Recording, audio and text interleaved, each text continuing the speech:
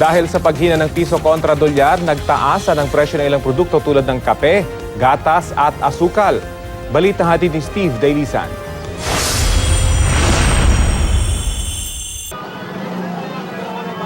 Almusal pa lang, mapapaaray na ang budget nyo. Nagmahal ng 75 centavos to 1 peso and 50 centavos ang kape. May dagdag namang 25 centavos ang evaporated milk at 4 pesos ang asukal. Ang biskwit naman nagmahal ng hanggang 150 kada pakete. May pagtaas din sa mga chicherya, sabong panlaba at refrigerated goods.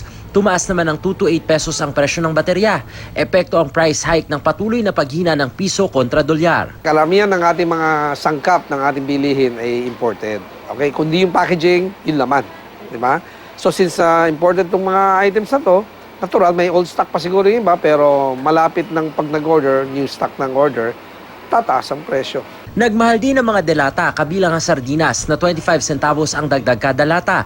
Nagmahal kasi ang lata at takip na ginagamit para rito. Kahit pa karamihan sa mga produktong matatagpuan sa supermarket, tumaas ang presyo, hindi naman daw nakisabay ang lahat ng mga brands. Kung wais kang mamimili, titignan mo rin daw yung size dahil karamihan sa mga tumaas ang presyo ay yung mga malalaki at marami ang laman. Practically 99%, no?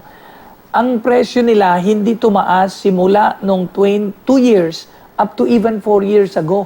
Matagal na silang nakadama nito pero ngayon lang nila, hindi na nila maibaba ang presyo nila. October 2016 pa raw nag-abiso ng taas presyo ang mga manufacturer. Nakiusap lang ang DTI na huwag isabay sa holiday season. Payo ng DTI palaging sumangguni sa suggested retail price ng mga pangunahing bilihin sa tuwing mamimili. Steve Dailisan, GMA News.